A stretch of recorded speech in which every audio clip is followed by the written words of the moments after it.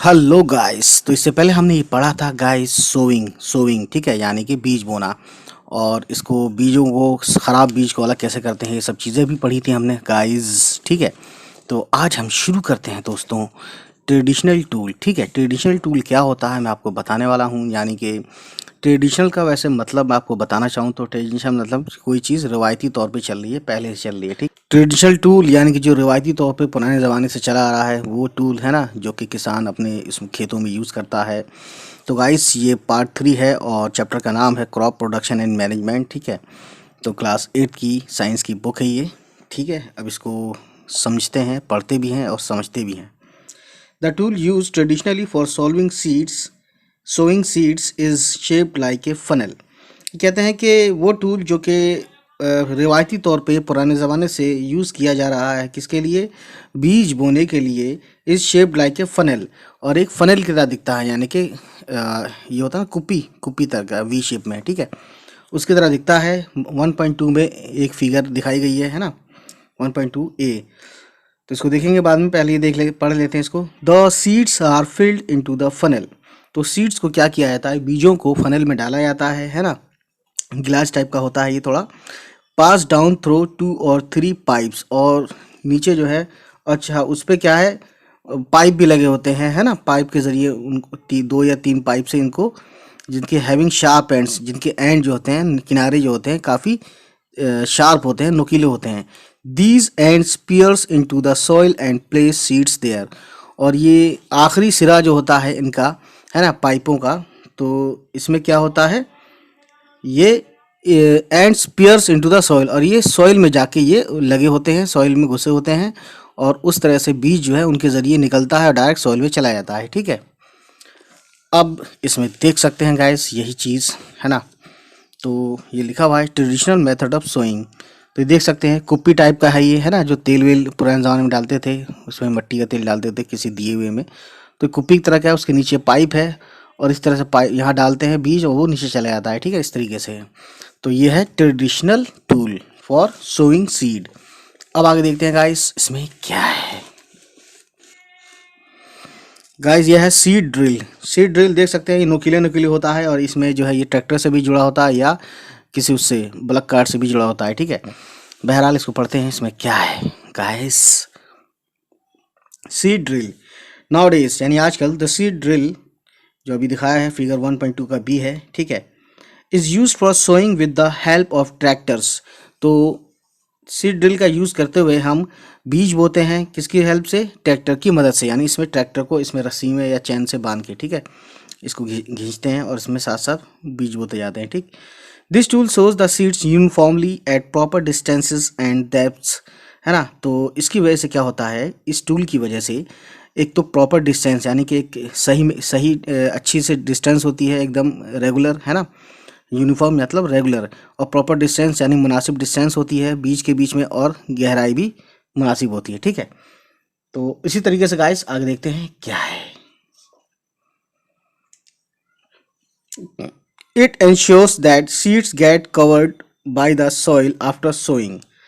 तो ये इंश्योर किया जाता है कि सीड जो है कवर्ड हो, है ना। किस तरीके से सीड जो है कवर्ड भी हो जाता है, इस तरीके वाले में सीड ड्रिल में सीड जो कवर हो जाता है, यानी मिट्टी के अंदर चला जाता है सीड बीज, है ना। This prevents damage cause by birds, और ये जो नुकसान होने वाला होता है चिड़ियों के द्वारा वो रुक जाता है। वो चिड़ियाँ उनको नुकसान नहीं पहुँचा पाती, यानी उसको खा नहीं पाती। क्यों, क्या होता है कि जब ऊपर दिख रहा होता है तो चिड़िया देखते हैं बहुत सारी घूमती हैं। ठीक है, तो जब भी खेत में बीज बोते हैं तो होता क्या, बहुत सारी चिड़ियाँ लाइन लगा देती हैं। वो इसलिए आती हैं क्योंकि उनको खाने को मिलता है, दाने वगैरह मिलते हैं। तो इस सीड ड्रिल की वजह से जब बोते हैं दाने को, है ना, तो उसमें क्या होता है, इस सीड ड्रिल की वजह से सारे दाने जो हैं कहाँ चले जाते हैं, सारे बीज, दाने मतलब बीज है यहाँ पे, बीज मतलब दाने एक ही बात है। तो वो बीज जो है ज़मीन के अंदर चला जाता है, यानी मिट्टी के अंदर दब जाता है। तो इस तरह से चिड़ियाँ जो है ज़्यादा खा नहीं पाती या बहुत कम खा पाती हैं। ठीक है, अब आगे देखते हैं guys. There is a nursery near my school. I found that little plants were kept in small bags. Why are they kept like this. ये कहते हैं कि एक नर्सरी है मेरे स्कूल के पास, मैंने वहाँ पाया कि कुछ प्लांट जो है बैग में रखे जाते हैं, है ना। तो ये कहते हैं कि वो बैग में क्यों रखे जाते हैं इस तरीके से, है ना, ये इस तरीके से क्यों रखे जाते हैं, why are they kept like this. तो इसका आंसर इसमें है, seeds of a few plants such as paddy are first grown in a nursery. ये कहते हैं कि कुछ प्लांट्स की सीड जो हैं, कुछ प्लांट्स के बीज जो हैं, जैसे कि पैडी यानी धान, उनको पहले नर्सरी में उगाया जाता है ना। When they grow into plantlets, जब वो थोड़े से छोटे प्लांटलेट्स यानी छोटे पौधे की तरह हो जाते हैं, they are transplanted in the field manually, उनको जो है मैनुअली या हाथ से दूसरे फील्ड में ट्रांसप्लांट किया जाता है, यानी दोबारा उनको बोया जाता है हाथों से। Some forest plants and flowering plants are also grown in the nursery. ये कहते हैं कि कुछ जंगल के प्लांट्स यानी जंगली पौधे और फूलों वाले पौधे भी इसी तरह से नर्सरी में उनको पहले उगाया जाता है, ठीक है। अब गाइस आगे देखते हैं, बहुत ही ज़्यादा चीज़ें क्या है। An appropriate distance between the seeds is important to avoid over crowding of plants. ये कहते हैं कि प्लांट्स के बीच में यानी बीजों के बीच में जो है एक ख़ास एक मुनासिब डिस्टेंस ज़रूरी है। क्यों? क्योंकि उनमें ओवर क्राउडिंग ना हो। ओवर क्राउडिंग को बचाने के लिए बीज में जब बीज बोते हैं तो उसमें एक डिस्टेंस भी मेंटेन करते हैं, है ना। This allows plants to get, और ये क्या करता है, ये किस चीज़ में मदद करता है, प्लांट्स टू गेट यानी प्लांट्स को हासिल करने में, क्या हासिल करने में, सफिशिएंट सनलाइट, यानी एक मुनासिब मिकदार में जो है सनलाइट मिलती है, उसको सूरज की रोशनी मिलती है, न्यूट्रिएंट्स मिलते हैं उनको, है ना, and water from the soil. तो इससे ये क्या होता है, ओवरक्राउडिंग नहीं होती है। ओवरक्राउडिंग यानी कि अप्रोप्रिएट डिस्टेंस होता है बीजों में, तो उसके बाद जो पौधे होते हैं उनको बढ़िया से अपना उनको सनलाइट भी मिल जाती है, न्यूट्रिएंट्स भी मिल जाता है और पानी भी मिल जाता है ज़मीन से, ठीक है। Sometimes a few plants have to be remove to prevent over crowding, और यहाँ तक ये भी होता है कि कभी कभी जब देखते हैं हम कि ओवर क्राउडिंग हो गई है यानी बीच में डिस्टेंस बढ़िया नहीं है, तो हम क्या, तो उसमें क्या करते हैं, उस पेड़ को ही हटा देते हैं, है ना, यानी जो हमारे काम का पेड़ है उसको भी हटा देते हैं ओवर क्राउडिंग को दूर करने के लिए। तो ये इतना इंपॉर्टेंट चीज़ है, ठीक है ना। उसके बाद गाइस हम देखते हैं आगे, तो हमारे सामने है ये एडिंग मैन्यूर एंड फर्टिलाइजर्स, जिसको पढ़ते हैं पहले। The substances which are added to the soil in the form of nutrients for the healthy growth of plants are called manure and fertilizers। ये कहते हैं कि वो चीज़ें जो कि ज़मीन में या मिट्टी में मिलाई जाती हैं, किस फॉर्म में, न्यूट्रिएंट्स, है ना, न्यूट्रिएंट्स की फॉर्म में, है ना, न्यूट्रिएंट्स की फॉर्म में, किस काम के लिए, प्लांट्स की ग्रोथ के लिए, हेल्दी ग्रोथ के लिए, उन्हें बोलते हैं हम, यानी उन चीज़ों को बोलते हैं मैन्यूर एंड फर्टिलाइजर्स, ठीक है। अब देखते हैं guys, I saw a healthy crop growing in a farm, मैंने एक खेत में देखा कि बहुत अच्छी फसल हो रही है। इन द नेबरिंग फार्म, और उसी के पड़ोस में बराबर वाले जो खेत है, फार्म है, द प्लांट्स वर वीक, है ना, तो बराबर वाले खेत में प्लांट्स जो हैं बहुत वीक थे, है ना।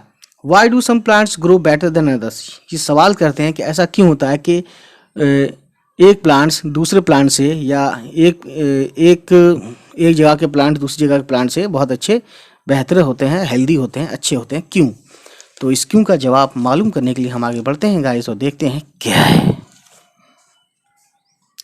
Soil supplies minerals nutrients to the crop, soil क्या करता है, सॉइल करता है कि इस फसल को जो है वो मिनरल्स न्यूट्रिएंट्स प्रोवाइड करता है, देता है ना, क्योंकि सब मिट्टी से ही मिलता है इनको।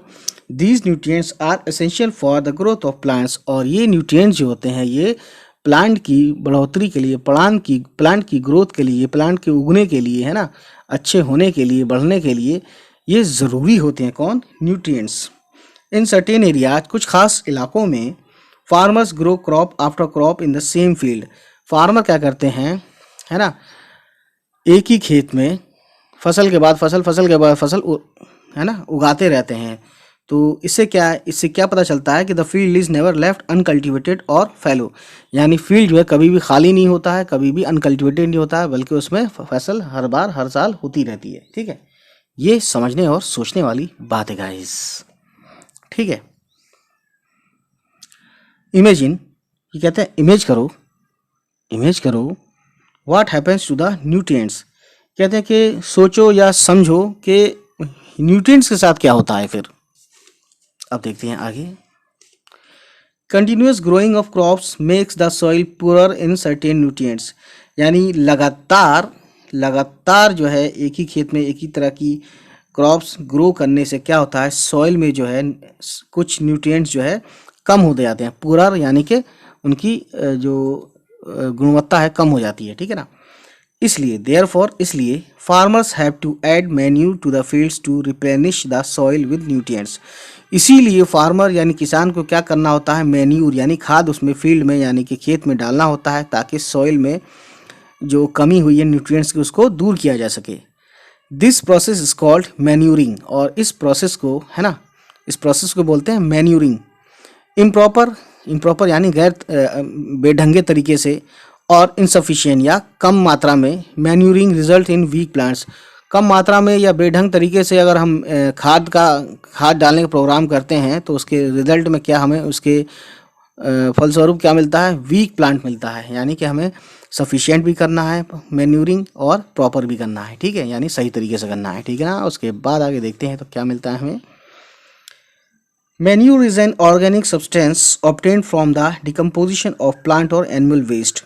ये कहते हैं कि मैन्यूर जो है, खाद जो है, वो एक ऑर्गेनिक सब्सटेंस है ना, ऑर्गेनिक सब्सटेंस है जो कि हमें प्लांट के डिकम्पोज होने से या एनिमल के वेस्ट यानी जो गोबर वगैरह होती है उनके डिकम्पोजिशन से हमें खाद मिलती है। Farmers dump plant and animal waste in pits at open places and allow it to decompose. किसान क्या करता है, प्लांट के और जानवरों के जो पिट्स होते हैं, वेस्ट होते, जानवरों का वेस्ट वही है जो भी उनसे मिलता है जानवरों का, उसकी जो है मतलब क्या कहूँ मैं यार, उसका जो निकलता है ना गोबर, तो उन गोबरों को और प्लांट सड़े हुए पत्ते और ये सब एक जगह क्या करता है, एक पिट्स पे एक ओपन इलाके में डाल देता है, एक इसका ढेर बना देता है ना, और इसको छोड़ देता है डिकम्पोज होने के लिए, यानी उसको सड़ के जो बच जाता है वो होने के लिए।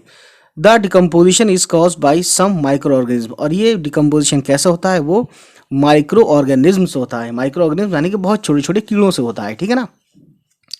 The decompose matter is use as organic manure, और यही डिकम्पोज मैटर, यही डिकम्पोज मटेरियल जो है हमें ऑर्गेनिक मैन्यूर की तरह इसको यूज करते हैं। You have already learned about vermi composting in class 6। ये कहते हैं कि आप पहले से ही वर्मी कंपोस्टिंग क्लास 6 में पढ़ चुके हैं, ठीक है ना। तो भैया वर्मी कंपोस्ट अगर मैं आपको बताऊं तो वर्मी कंपोस्ट क्या होता है, ये होता है कि केंचुआ वगैरह जो कीड़े होते हैं उनके, है ना, उनके जो वर्मी कंपोस्ट पोषण पदार्थों से भरपूर एक उत्तम जैव उर्वरक है, यानी कि एक तरह से बहुत बढ़िया खाद बनती है इनके ज़रिए, इनके कीड़ों का इस्तेमाल करके, है ना, ठीक है, खाद बनाई जाती है। तो बहरहाल गाइस अब देखते हैं इसमें एक्टिविटी 1.2, टेक मूंग और ग्राम सीड्स, है ना, चने का दाल वगैरह ये सब एक seed low and germinate them, और उसको जर्मिनेट करो कैसे, पानी में डाल के। Select 3 equal size seedlings out of these, 3 equal size के सीडलिंग्स लो, है ना। नाउ टेक 3 एम्प्टी ग्लासेस, और 3 खाली ग्लास लो, और सिमिलर वेसल्स, और ठीक है एक जैसे वेसल्स के। Mark them A, B and C. To glass A, add little amount of soil mixed with a little cow dung manure. In class B, put the same amount of soil mixed with a little urea. थोड़ा सा urea डालो, है ना, किसी में इन्होंने manure डाला है। Take the same amount of soil in glass C. तीसरी ग्लास में क्या करो, जो कि C नाम दिया गया है, विदाउट एडिंग एनीथिंग, उसमें कुछ मत मिलाओ, है ना। Now pour the same amount of water in each glass, और बराबर बराबर समय पानी डालो। And plant the seedlings in them, और उसमें जो सीडलिंग्स हैं उनको उसमें प्लांट कर दो, यानी कि उसमें रोप दो, ठीक है। Keep them in a safe place and water them daily, और अच्छी जगह साफ़ सुथरी मतलब सही जगह रखो ताकि उनको नुकसान ना हो, टूटे ना, कोई गिराए ना आके, और है ना पानी डालते हो लगातार daily. After 7 to 10 days observe their growth, और 7-8 दिन 10 दिन बाद आप ये उनकी ग्रोथ देखिए। तो इसमें देखते हैं ग्रोथ में क्या है। इन्होंने ये बताने की कोशिश की है कि 1.3a में प्रिपरेशन ऑफ द एक्सपेरिमेंट इन्होंने किया। बहरहाल उसके बाद देखिए ग्रोथ यहाँ देखते हैं, तो यहाँ देखिए growing seedlings with manure and fertilizers. तो ये बताना चाहते हैं कि मैन्यूर और फर्टिलाइज़र जिसमें मिला है उसकी ग्रोथ बहुत अच्छी हुई है, और जिसमें मैन्यूर या फर्टिलाइज़र नहीं मिला है उसकी ग्रोथ अच्छी नहीं हुई है गाइस। अब देखते हैं गाइस यहाँ पे क्या लिखा है। Did all the plants in all the glasses grow at the same pace. ये कहते हैं कि क्या सभी ग्लासेस में जो प्लांट की ग्रोथ हुई है वो एक ही जैसी हुई है? जाहिर है नहीं हुई है। अभी क्वेश्चन करते हैं दूसरा, विच ग्लास, गाइस ये क्वेश्चन था इनका, which glass showed better growth of plants. यानी किस ग्लास ने बढ़िया अच्छा ग्रोथ की है प्लांट्स की। In which glass was the growth fastest, और किस ग्लास में सबसे ज़्यादा फास्टेस्ट ग्रोथ हुई है ना। तो गाइस ये एक समझने और बेहतरीन दिमाग वाली बात है। देखिए, fertilizers are chemical substances which are rich in a particular nutrients. तो फर्टिलाइज़र जो है एक केमिकल सब्सटेंस है जिसमें ख़ास किस्म का न्यूट्रिएंट्स बहुत ज़्यादा होता है। How are this different from manure, और ये किस तरह से मैन्योर यानी खाद से अलग होते हैं, क्योंकि खाद जो है ये अपने डंग काव डंग से ये सब चीज़ों से बनाया जाता है, या लकड़ी से सूखी लकड़ी गला वो उसमें डाल के कचरा डाल के लकड़ी का पौध का कचरा डाल के बनता है मैन्योर। और फर्टिलाइज़र जो है ये केमिकली बनता है। ठीक है। Fertilizers are produce in factories. Some examples of fertilizers are, तो फर्टिलाइजर्स के कुछ एग्जाम्पल्स है, आपके ये एग्जाम में भी आएगा। तो देखिए, फर्टिलाइजर्स के एग्जाम्पल्स है यूरिया या अमोनिया सल्फेट या सुपर फॉस्फेट या पोटाश या एनपीके। एनपीके का मतलब है नाइट्रोजन फॉस्फोरस पोटाशियम। ठीक है, ये क्या है, ये गाइस फर्टिलाइजर्स हैं, है ना। इसके नाम कभी भी पूछ लेता है एग्जाम में। The use of fertilizers has helped farmers to get better yield of crops such as wheat, paddy and maize। ये कहते हैं कि कुछ फसल होती है जैसे कि गेहूं है ना, धान है या मेज़ वगैरह जो होता है ना, दूसरे अनाज, उनकी बहुत अच्छी और अच्छी जो है फसल के लिए फार्मर क्या करते हैं, फर्टिलाइजर्स यूज़ करते हैं। ठीक है।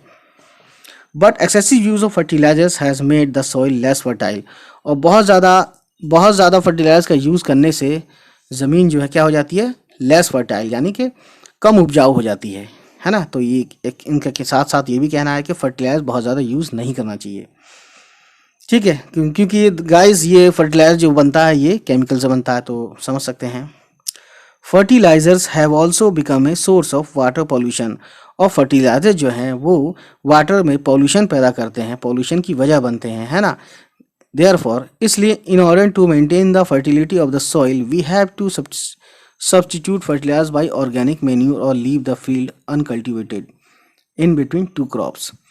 ठीक है, ये कहते हैं कि हमें जो है फर्टिलाइजर्स का दूसरा जो है दूसरा ऑप्शन देखना चाहिए, है ना। यानी फर्टिलाइजर्स के अलावा और हम क्या कर सकते हैं ताकि हम फर्टिलाइजर ज़्यादा यूज़ ना कर पाएँ। या तो ऑर्गेनिक मैन्यूर देखें, है ना, ऑर्गेनिक जो है खाद देखें, या फिर फील्ड को यानी कि जो खेत है उसको हम 1-2 फसल तक उसको छोड़ दें, उसको हम यूज़ ना करें। ठीक है, ये भी एक मतलब फ़ायदा दे सकता है इससे। The use of manure improve soil texture as well as the water retaining capacity. ये कहते हैं कि खाद का इस्तेमाल जो है सॉइल के टेक्सचर को भी यानी सॉइल की ऊपरी लेयर को भी अच्छा करता है, बेहतरीन करता है, और उसके साथ साथ जो पानी को रोकने की जो कैपेसिटी है मिट्टी में वो भी बढ़ जाती है। It replenishes the soil with all the nutrients, और ये मिट्टी में कौन खाद मैन्यूर। तो ये मैन्यूर क्या करता है, मिट्टी में सभी न्यूट्रिएंट्स को उनकी जो कमी होती है उसकी पूरी करता है। ठीक है ना। Another method of replenishing the soil with nutrients is through crop rotation। और दूसरा जो रिप्लेनिशिंग किया जाता है सॉइल को उसके न्यूट्रिएंट से, वो किस तरह से किया जाता है, वो मेथड ये है कि थ्रू क्रॉप रोटेशन, यानी क्रॉप की फसल की जो एक रोटेशन है उसको हम चलाते हैं। ठीक है ना, अदल बदल करते हैं। ठीक है ना। This can be done by growing different crops alternately, यानी कि कभी कुछ और बो दिया उसके बाद फिर कुछ और बो दिया, इस तरह से करने से भी क्या है ना, ये दूसरा तरीका है सॉइल को न्यूट्रिएंट से रिप्लेनिश करने की, है ना। तो इसी को बोलते हैं क्रॉप रोटेशन। ठीक, bye growing different crops alternately, है ना, कभी कुछ बो दिया फिर अगली फसल में कुछ बोल दिया, यानी बदल बदल के फसल उसमें बोई जाती है। तो वो बदल बदल के फसल बोने से मिट्टी जो है अच्छी होती है। ठीक है, मिट्टी की क्वालिटी अच्छी होती है, बढ़िया होती है। तो ये लिखा है गाइस इसमें, earlier farmers in northern India use to grow legumes as fodder in one season and wheat in the next season. ये कहते हैं कि पहले क्या होता था नॉर्दर्न इंडिया में, यानी जो कश्मीर है या नॉर्दर्न इंडिया में, मतलब आप ये समझ लें कश्मीर है, दिल्ली है, यूपी है, बिहार है, ये सब नॉर्दर्न इंडिया में आता है। तो उसमें क्या होता था कि दालें जो है चारे के तौर पे बोई जाती थी एक सीज़न में, और दूसरे सीज़न में गेहूँ बोया जाता था। ठीक, this help in the replenishment of the soil with nitrogen. तो इसकी वजह से क्या होता है, सॉइल की भरपाई हो जाती है नाइट्रोजन के, सॉइल में जो है नाइट्रोजन की भरपाई हो जाती है। रिप्लेसमेंट मतलब भरपाई होना, ठीक है। Farmers are farmers are being encourage to adopt this practice. और फार्मर को भी जो है इस तरह से उनको हिम्मत दी जाती थी ताकि वो इस प्रैक्टिस को अडॉप्ट करें, इसको अपनाएं, ठीक है। In the previous classes you have learn about rhizobium bacteria. आपने पिछली क्लास में रिजोबियम बैक्टीरिया के बारे में सुना है, पढ़ा है ना। These are present in the nodules of the roots of leguminous plants. और ये बैक्टीरिया जो हैं ये इन दालों के, है ना, रूट्स में, ये दाल इन सब लेगुमिनस प्लांट्स के रूट में ये होते हैं। दे फिक्स एटमॉस्फेरिक नाइट्रोजन। और ये क्या करते हैं, ये जो एटमॉस्फेयर में जो नाइट्रोजन है उसको फिक्स करते हैं, उसको सही करते हैं, यानी उसकी भरपाई करते हैं, एक तरह से ये समझ लो, है ना। फिक्स करना यानी ठीक करना, दुरुस्त करना, कमी है तो पूरा करना, है ना। सो गाइस अब देख सकते हैं यहाँ पे है क्या, हमारे सामने एक टेबल है ना। तो इसको हम देख लेते हैं, ये टेबल क्या कहती है गाइस। देखिए ये वही समझने की बात करते हैं। Different between fertilizers and manure. Fertilizers की डेफिनेशन पहले देख लेते हैं गाइस, है ना। उसके बाद हम मैन्यूर का देखेंगे। तो देख सकते हैं सीरियल नंबर 1 है, पहला पॉइंट है फर्टिलाइज़र के ऊपर। A fertiliser is an inorganic salt. Fertiliser क्या होता है, ऑर्गेनिक साल्ट होता है। अच्छा अब इसी वक्त मैन्यूर को भी देख लेते हैं, है ना। इनऑर्गेनिक, आप ये याद रखिएगा। Manure is a natural substance obtain bye the decomposition of cattle डंग, यानी कि बछड़ों के, गायों के गोबर, है ना, से बनता है। By the decomposition of cattle dung. Human waste यानी इंसानों के वेस्ट से भी बन जाता है, ठीक है। या इंसान जो सब्जी वब्जी छोड़ देता है उससे भी बनता है, ठीक है।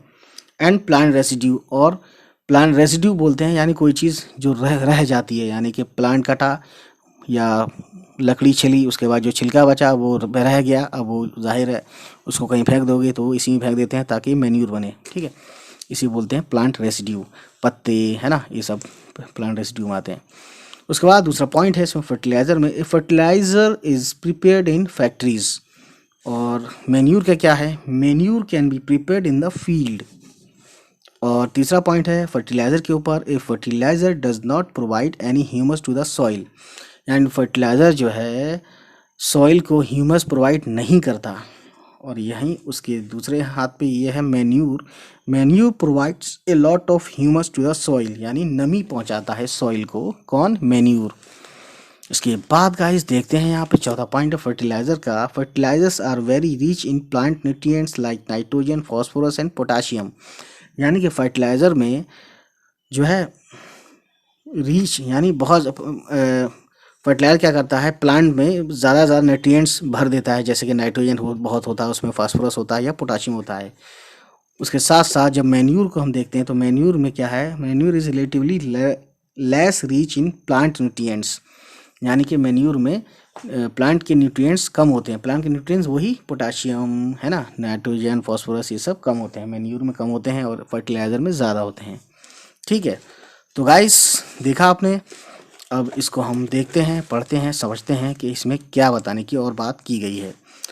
तो ये देखा आपने कि table 1.1 give the differences between a fertilizer and manure, ठीक है।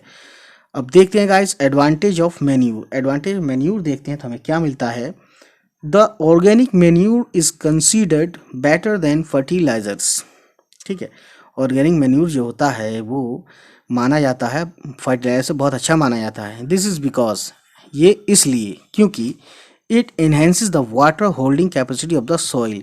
यानी ये मिट्टी को इस काबिल बनाता है कि वो ज़्यादा से ज़्यादा पानी को वो अपने अंदर समो ले, यानी रिटेन कर सके, रख सके। एक तो ये इस काबिल बनाता है मैन्यूर। दूसरा क्या है, it makes the soil porous यानी कि सॉइल को नमी, गीला रखता है या नम बनाए रखता है ना। Due to which exchange of gases becomes easy. और इसकी वजह से गैसों का जो है एक्सचेंज जो है, गैसों का लेना और गैसों का देना, ये बहुत ईजी हो जाता है, ठीक है।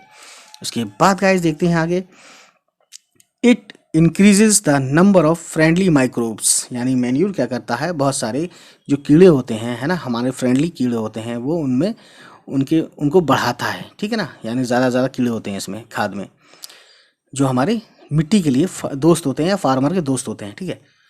It improves the texture of the soil, और ये सॉइल की जो ऊपरी परत है उसको अच्छा करता है, बढ़िया करता है ना। तो आज की कहानी को गाइस इतने ही, और नेक्स्ट टाइम इसी चैप्टर को कंटिन्यू करेंगे, ठीक है। चलिए फिर, उम्मीद है गाइस ये वीडियो आपको पसंद आई हो, और अगर पसंद आई तो प्लीज़ हमारे चैनल को सब्सक्राइब कीजिएगा और उन तक पहुंचाइएगा जिनको इन वीडियोस को देखने की ज़रूरत हो। चलिए मिलते हैं फिर, बाय बाय, टेक केयर।